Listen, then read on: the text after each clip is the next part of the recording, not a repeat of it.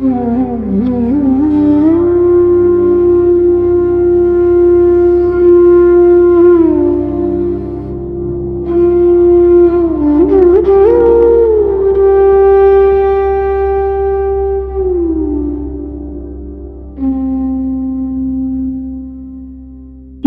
বৃহত্তম মুসলিম সংখ্যাগরিষ্ঠ দেশ ইন্দোনেশিয়া, অথচ সেই দেশের বুকেই যখন ভারতের প্রধানমন্ত্রী নরেন্দ্র মোদীকে স্বাগত জানাতে লক্ষ লক্ষ মানুষের ঢল নামে আর ভারত ইন্দোনেশিয়া মৈত্রীর জয়ধ্বনিতে কেঁপে ওঠে চারপাশ, তখন বুঝতে হবে এটি আর 5টা সাধারণ কূটনৈতিক সফর নয়। 2026 সালের জুলাই মাসে প্রধানমন্ত্রীর এই ইন্দোনেশিয়া সফর বিশ্ব রাজনীতির সমস্ত চেনা সমীকরণকে ওলটপালট করে দিয়েছে।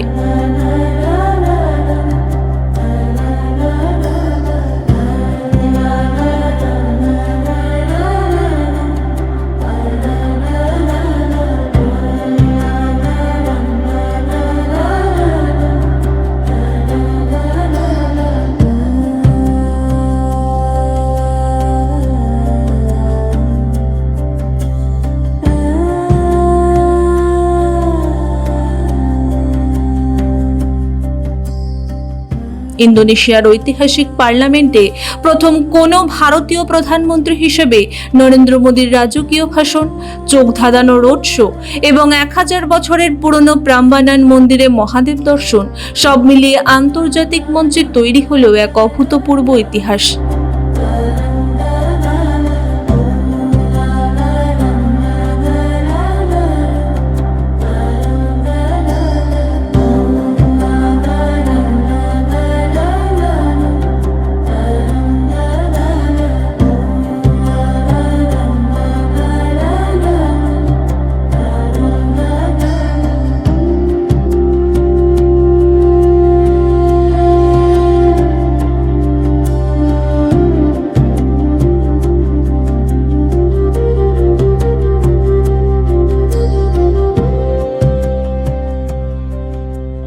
এই সফরের সবচেয়ে বড় এবং তাৎপর্যপূর্ণ অধ্যায়টি রচিত হল ইয়োগিয়াকার্তার ইউনেস্কো ওয়ার্ল্ড হেরিটেজ সাইট প্রাম্বানান মন্দির প্রাঙ্গণে। 10ম শতাব্দীর এই বিশাল ও নয়নকাড়া হিন্দু মন্দিরটি স্বয়ং সৃষ্টি, স্থিতি ও প্রলয়ের দেবতা ব্রহ্মা, বিষ্ণু ও মহেশ্বরের প্রতি উৎসর্গকৃত। এই মন্দিরের দেওয়ালে দেওয়ালে আজ জীবন্ত হয়ে রয়েছে সনাতন সংস্কৃতির মহাকাব্য রামায়ণের গাথা।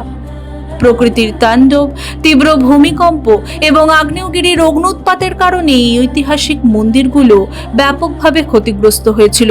কিন্তু 2026 সালের এই সফরে ভারতের প্রধানমন্ত্রী এবং ইন্দোনেশিয়ার প্রেসিডেন্ট প্রাবো সুবিয়ান্তো একসাথে দাঁড়িয়ে এই প্রাচীন গৌরব পুনরুদ্ধারের এক ঐতিহাসিক যৌথ চুক্তি স্বাক্ষর করলেন।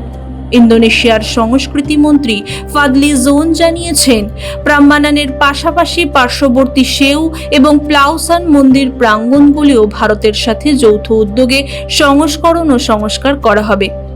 এই পদক্ষেপ বিশ্বের বুকে এক অনন্য নজির। এটি প্রমাণ করে আধুনিক যুগে দুই দেশের ধর্ম আলাদা হতে পারে, কিন্তু তাদের ধমনীতে বইছে হাজার বছরের প্রাচীন সাংস্কৃতিক মেলবন্ধন এবং এক অভিন্ন সভ্যতাগত সম্পর্ক।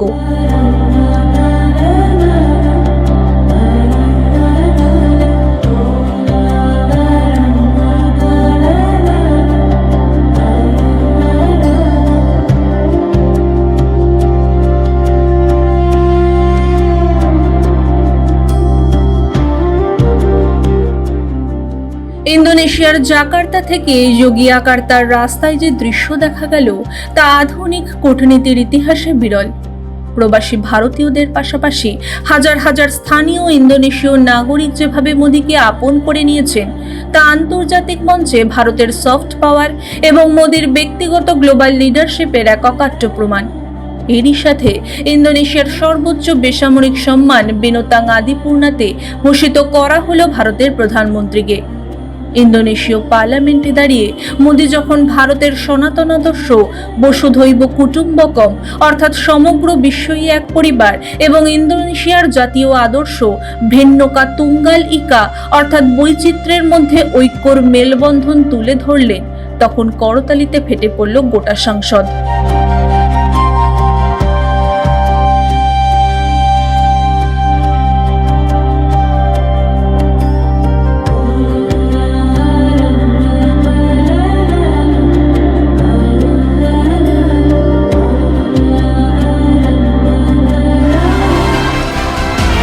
आज सुबह मुझे बहुत स्नेह के साथ, आदर के साथ इंडोनेशिया का सर्वोच्च सम्मान दिया गया है। ये सम्मान कोटि कोटि भारतवासियों का है, इंडोनेशिया के लोगों की भावनाओं का है, भारत और इंडोनेशिया के ऐतिहासिक और आत्मीय संबंधों का है।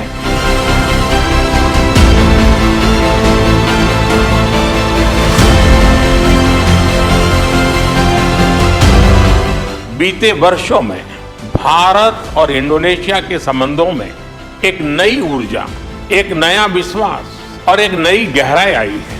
2018 में बनी हमारी कॉम्प्रिहेंसिव स्ट्रेटेजिक पार्टनरशिप आज एक नई उड़ान ले रही है।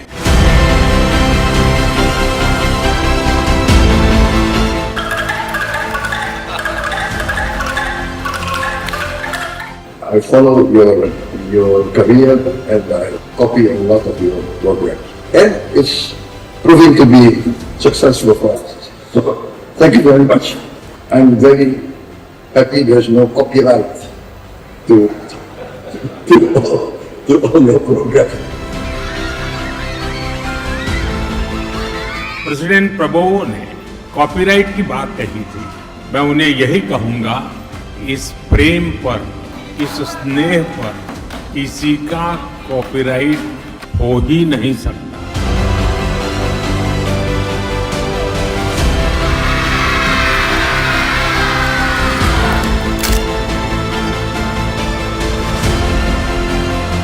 जब भारत और इंडोनेशिया साथ खड़े होते हैं तो दुनिया का ये विश्वास मजबूत होता है कि लोकतंत्र अवसर देता है, लोकतंत्र विश्वास देता है और लोकतंत्र भविष्य बनाता है। বিশ্বের বৃহত্তম মুসলিম দেশে ভারতের প্রধানমন্ত্রীর এই বিপুল সংবর্ধনা ও রাজকীয় কূটনীতি বিশ্বমঞ্চে তিনটি অত্যন্ত গভীর বার্তা বহন করে। এক, প্রোপাগান্ডাবাজদের মুখে মোক্ষম চর।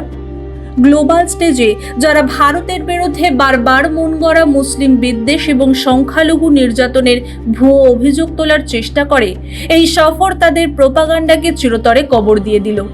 বিশ্বের বৃহত্তম মুসলিম রাষ্ট্র যেভাবে মোদির সভ্যতাগত কূটনীতিকে সর্বোচ্চ সম্মান জানালো, তা ভারতের ধর্মনিরপেক্ষ ও বৈশ্বিক ভাবমূর্তিকে এক ধাক্কায় অনেক উঁচুতে নিয়ে গেছে। 2, চীনকে রুখতে সামরিক ও কৌশলগত মাস্টারস্ট্রোক। ইন্দো প্যাসিফিক অঞ্চলে চীনের দাদাগিরি ও ক্রমবর্ধমান আধিপত্য রুখতে ইন্দোনেশিয়ার মতো কৌশলগত পার্টনার ভারতের অত্যন্ত প্রয়োজন। এই সফরে কেবল সংস্কৃতি নয়, সম্পন্ন হয়েছে ভারতের তৈরি ব্রাহ্মোস সুপারসনিক ক্রুজ মিসাইল সরবরাহ এবং সমুদ্র সুরক্ষার মতো একাধিক বড় সামরিক চুক্তি। মালাক্কা প্রণালীর মতো গুরুত্বপূর্ণ সামুদ্রিক রুট পাহারা দিতে এই প্রতিরক্ষা চুক্তি ভারতের জন্য এক মস্ত বড় জয়।